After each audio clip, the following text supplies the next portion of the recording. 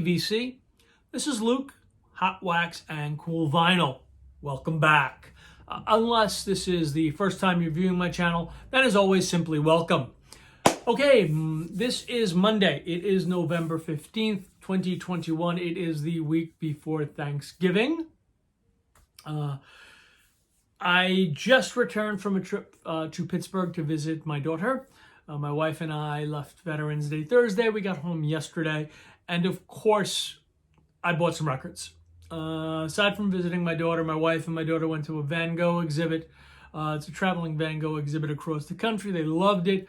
I am not a Van Gogh fan. So while they went and did their thing, I went and did mine. And so I found a couple of things. If you happen to be in the Pittsburgh area, in particular in Monroeville, there is a half-price bookstore in Monroeville, and they are really, really well supplied with records, a lot of really good vinyl, a lot of great records, and some. I've been there 3 times now, and the 3 times I've gone to Pittsburgh to visit my daughter, all 3 times I've wound up buying some exquisite records at really, really reasonable prices. This was no exception. We're going to start with what I bought yesterday, or 2 days ago, actually, or whatever it was, a couple of days back, over the weekend, sometime shortly that's in the past. In any case, looking over the stuff they had some things, and they, again, you got to look hard, but you always are going to find a couple of cool pieces, especially this half-price book. That's basically at least the history I've had in the 3, and I've only been there 3 times, but each time I've been there, we've been able to find some good pieces simply by taking the time and looking. This was no exception. I found this Michael Jackson UK import. It is the Michael Jackson Souvenir Fan Pack, cat number MJ5, if you want to look it up on Discogs. What it is a fold-out 5-disc or 5-record, 45 picture discs. Each disc is square, as you can see, and it says Michael Jackson's Souvenir Singles Pack.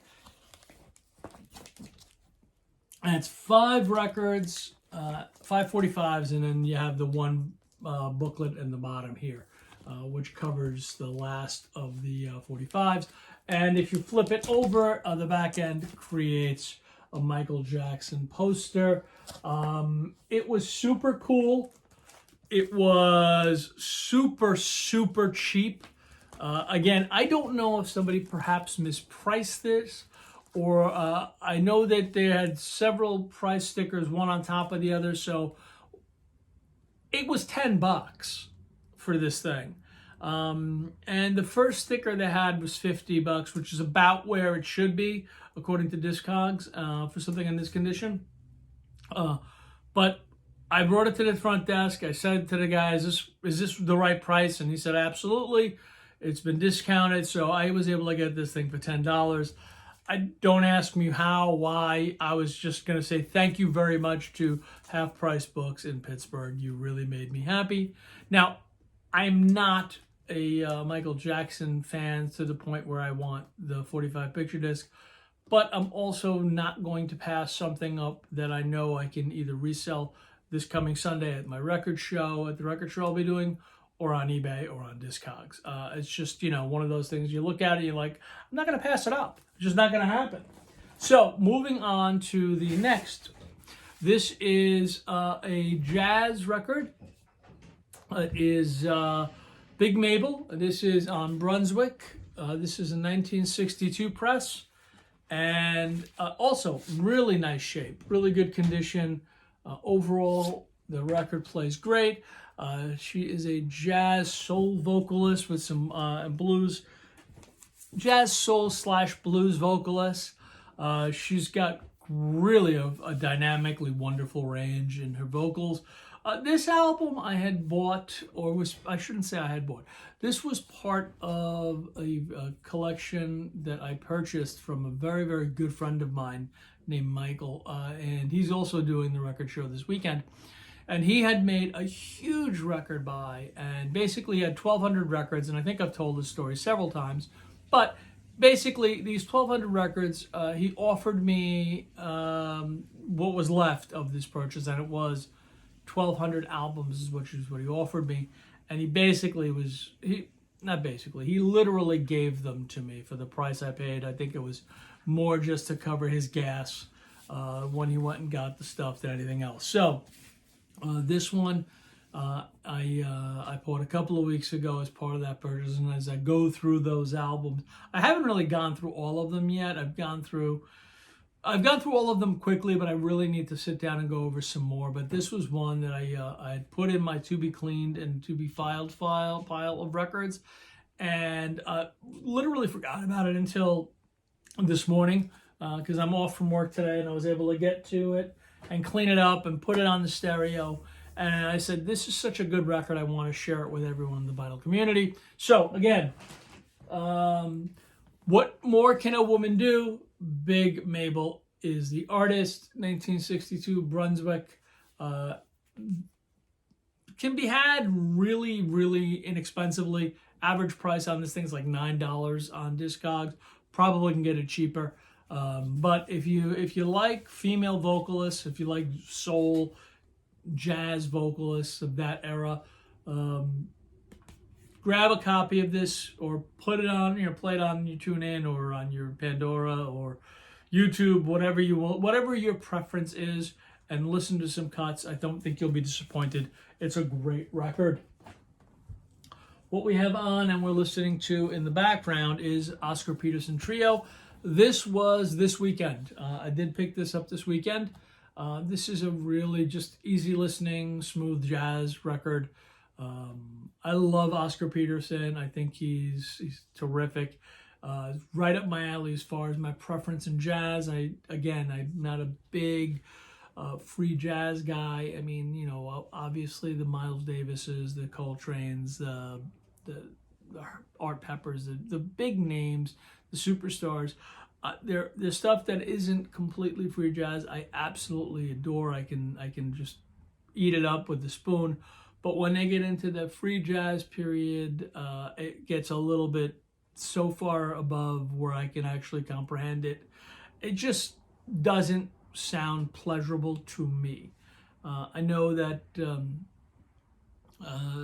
what made me feel better was when a few of my jazz aficionados kind of said, yeah, us either. So it didn't make me feel horrible, It's like when guys who I consider, really well, who are well-versed in jazz come back and say, yeah, some of that free jazz stuff's not for me either. It makes me feel better. So thank you guys for that. But nonetheless, picked this up this weekend. And another this weekend that I picked up, and we're going to close with this one, is Stan Getz and Strings, Cool Velvet. This is on Verve, as is Oscar Peterson, by the way. Both on Verve.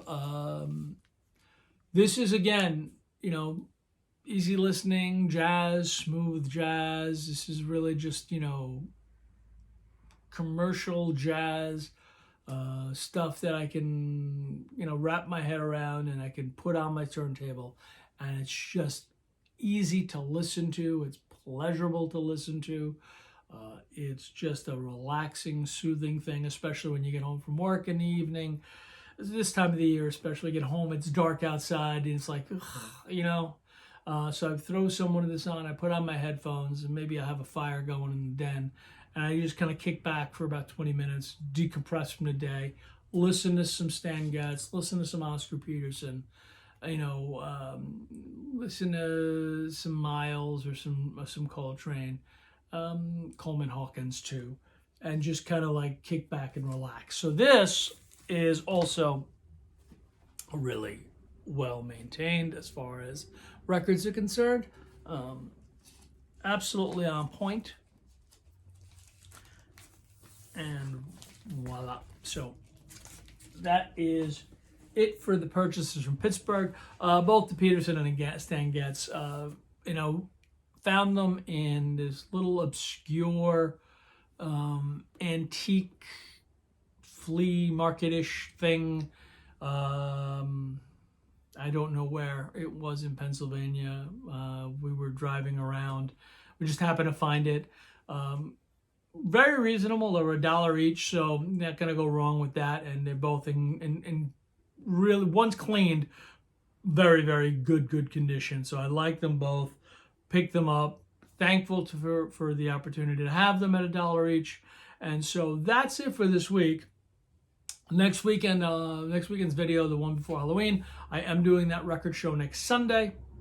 So hopefully Monday I'll show you what I wind up buying at the record show, because I'm going to buy something. It's just the way it is. I already know this going in. And so I'll show what I bought at the record show. Hopefully I'll sell some stuff too. So I wind up breaking even and don't wind up costing myself a couple of $1,000s, you know? Exaggerating, obviously. I don't want to cost myself a couple of $100 to $300. That's a more reasonable number for me at a record show. Nonetheless, guys, if you like my channel, please subscribe. If you have subscribed, just leave me a comment. Hit the like button, leave me a comment. I always enjoy the interplay back and forth between us as far as record collectors are concerned. Opinions are always welcome, even if you don't like something, except for you, John. Not you, because you always tell me how much you dislike it. I'm kidding, of course. Have a great week, everybody. I'll talk to you soon. Cheers.